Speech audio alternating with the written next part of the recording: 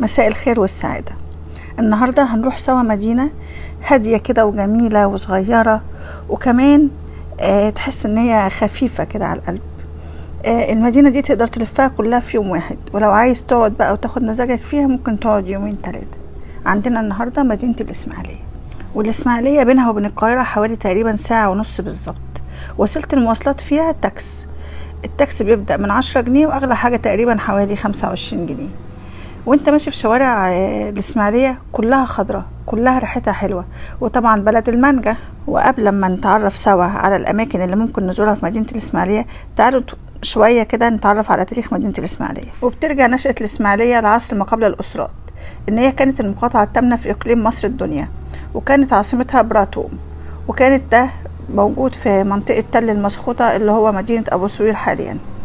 والإسماعيلية لها تاريخ ديني مشرف، مشى على أرضها سيدنا إبراهيم وسيدنا يوسف وسيدنا يعقوب وسيدنا موسى عليهم جميعا أفضل السلام. وكمان اتشرفت برحلة العائلة المقدسة. بعد كده دخلها الإسلام مع الفتح العربي على مصر على يد عمرو بن العاص. وده كده التاريخ القديم لمدينة الإسماعيلية.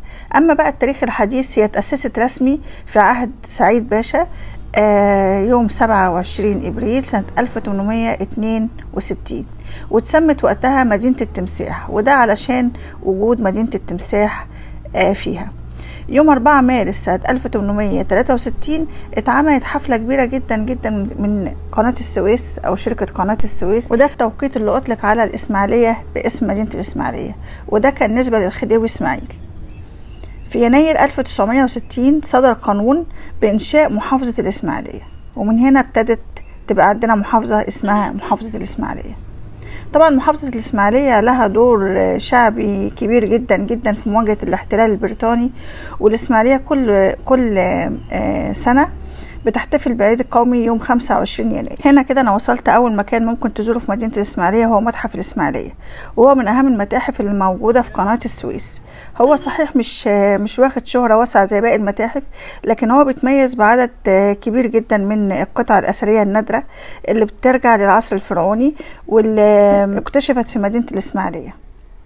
والمتحف موجود في شارع محمد علي في الحي الأفرنجي، وتيكت الدخول 10 جنيه للمصريين، و5 جنيه للطالب، و40 جنيه للطالب الأجنبي، و50 جنيه للسائح الأجنبي. المتحف عبارة عن جنينة كبيرة فيها بعض التماثيل الكبيرة، وكمان في مبنى المتحف من جوه بيحتوي على 3800 قطعة أثرية بتغطي جميع المراحل التاريخية للحضارة المصرية. وتم افتتاح المتحف علشان يحافظوا على المقتنيات اللي تم العثور عليها أثناء حفر قناة السويس.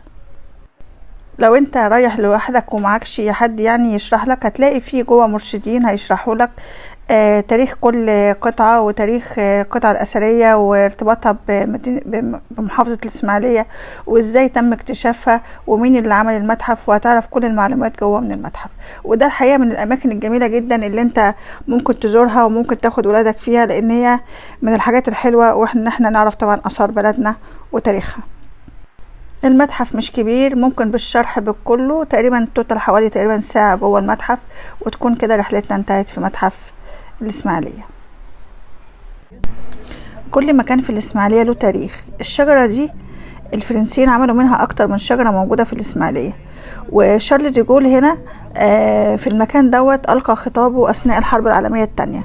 مش قلت لكم الإسماعيلية بلد تاريخ عريق جدا؟ شايفين الشجرة جميلة ازاي؟ هنلاقي اكتر من واحدة بنفس الشكل ده. واحنا في الاسماعيلية لازم نروح الحي الافرنجي، والحي الافرنجي من الاحياء العريقة في مدينة الاسماعيلية، واللي تم تشييده بواسطة الشركة الفرنسية المؤسسة لقناة السويس. وطبعا موجود في فيلا دي ليسيبس موجودة جوه الحي دوت، وكان بيطلق عليه اسم الكاريه او المربع اليوناني، على اساس كان ساكن فيه اليونانيين، وكمان على اساس ان الفيلا بتاعته على شكل مربع ومتكونة من دورين. وكمان طبعا هنشوف فيلا دي ليسيبس تحفة زي ما احنا شايفين، تحفة معمارية، هنشوفها من بره بس مفيش دخول. الحي دلوقتي الموجود فيه كبار العاملين بهيئة قناة السويس هم اللي ساكنين فيه، والحقيقة تحفة، شوارع منسقة وشوارع كلها خضرة وجميلة جدا. مدينة الإسماعيلية كان لها أسامي كتير جدا، زي في العصر البطلمي كان اسمها هيربوليس يعني مدينة المخازن، وكانت في العصر اليوناني اسمها بوتيم يعني مدينة الإله المصري، وكانت كمان ايام الفتح الاسلامي كانت هي الطريق اللي بيجي من عن طريقه المؤون والمواد الغذائية لحد بورسعيد.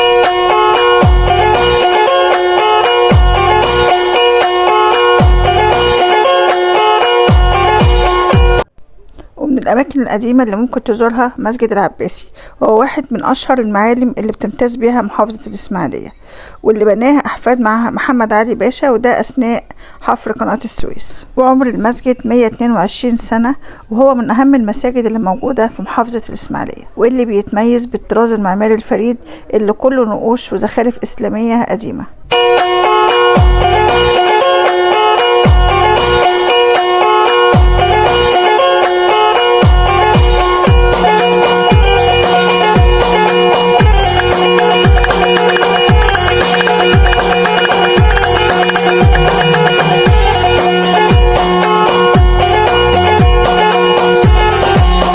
كمان من المزارات اللي ممكن تزورها هي الكنيسة الفرنسية، الكنيسة اللي اتبنت سنة 1864 وتم عقد قران دي ليسيبس فيها، وكانت بتقام الصلاة فيها باللغة الفرنسية واللغة اليونانية، لأن كانت الجالية اللي موجودة وقتها اللي كانت بتصلي في الكنيسة هم الأجانب. عمر الكنيسة 156 سنة، تم افتتاحها يوم 8 سبتمبر 1864، واللي افتتحها الفرنسي الشهير دي ليسيبس. وطبعا هي بتصنف من أشهر 10 كنايس على مستوى العالم، وتاريخها بيرتبط بتدشين قناة السويس، واتشيدت على الطراز البوطي، وفيها لوحة للقديس فرانسوا دي سال، ومهداة من الامبراطور نابليون الثالث، ولحد دلوقتي اللوحة دي موجودة جوه الكنيسة.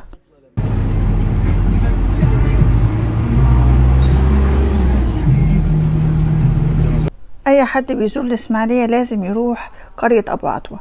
قرية ابو عطوة اللي هي شهدت اعنف معركة للدبابات في العالم خلال حرب اكتوبر سنة 1973، واللي فيها قوات العدو بقيادة شارون حاولت ان هي تقتحم مدينة الإسماعيلية وتستولى عليها. وكانت هنا معركة عنيفة جدا مع الجيش المصري. العدو أطلق عليها حرب فيتنام الإسماعيلية، وده عشان كثافة الأشجار في المنطقة دي، واللي العدو استغلها ان هو يخبي دباباته وراها، وكمان عشان كانت المعركة شديدة جدا. وبعدها تم إنشاء متحف دبابات أبو عطوة في الإسماعيلية في قرية أبو عطوة. المتحف اتعمل سنة 1975، وهو عبارة عن مجموعة الدبابات اللي تم أسرها في حرب أكتوبر، وكمان في نصب تذكاري معمول مدون عليه زي ما احنا شايفين كده، مدون عليه كل أسامي الشهداء أو اللي شاركوا في الحرب من جنود وضباط ومدنيين مصريين، سواء استشهدوا في المعركة أو حيين لحد دلوقتي. في منهم لحد دلوقتي شاهد على عصر لسه. والمتحف بيسجل بطولات الضباط والجنود اللي تصدوا للعدو الصهيوني ده خلال حرب أكتوبر المجيدة. لازم تزوروه عشان تعرفوا ولادكم تاريخ بلدنا.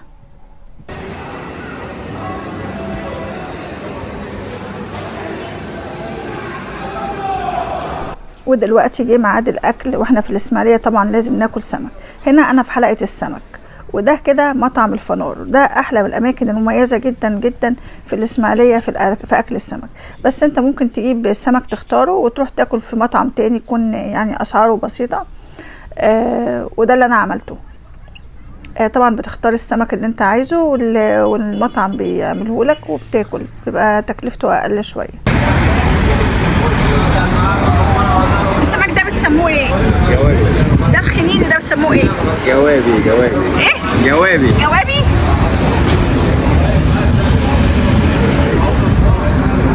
الله، بصي حاجات البحر. وبعد كده نروح نلحق بقى شارع البحر، اخر طريق بلاجات، وهو وقت الغروب، وناخد مركب من هناك ونتفسح في بحيرة التمساح، وكده تبقى الفسحة تمام 100%. ما تنسوش وانتوا في البحيرة في المركب تاخدوا حاجة تاكلوها، تاخدوا مثلا ايس كريم، تاخدوا حاجة حلوة عشان تحلوا بيها بعد السمك، او ممكن تاخدوا شاي اللي انتوا عايزينه. الحقيقة المكان كان جميل والفسحة كانت تحفة، وانصحكم ان انتوا تروحوا الاسماعيلية. بلد جميلة جدا جدا، لطيفة وجميلة، وشعبها هادي وهادية جدا، منظمة جدا. البحر في الإسماعيلية مش للنزول، لكن هو مش أحلى حاجة يعني. لكن لو عايز تنزل أوكي، لكن هو البحر مش أحلى حاجة. لكن الفسح بتاعتها حلوة وجميلة، وممكن تقضي وقت لطيف فيها. مدينة جميلة ولطيفة جدا. ودي كانت خروجتي النهارده معاكم في الإسماعيلية. مدينة لطيفة زي ما قلت لكم، انصحكم ان انتوا تروحوها تقضوا هناك يوم او ممكن يومين. الاماكن هناك الايجارات بتاعتها بسيطة برضو، او الفنادق برضو بسيطة، مش كتير يعني، بس انت تتبسطوا اهم حاجة. كده انا خلصت الفيديو. اهم حاجة تكونوا اتبسطتوا، تكونوا استفدتوا معلومة جديدة، عرفتوا حاجة جديدة عن بلدنا. يا ريت اشوف كومنتاتكم، وتدعموني بلايك وسبسكرايب وتفعلوا زر الجرس، واشوفكم فيديو جديد ان شاء الله. باي باي. بتلخبط كتير. باي باي.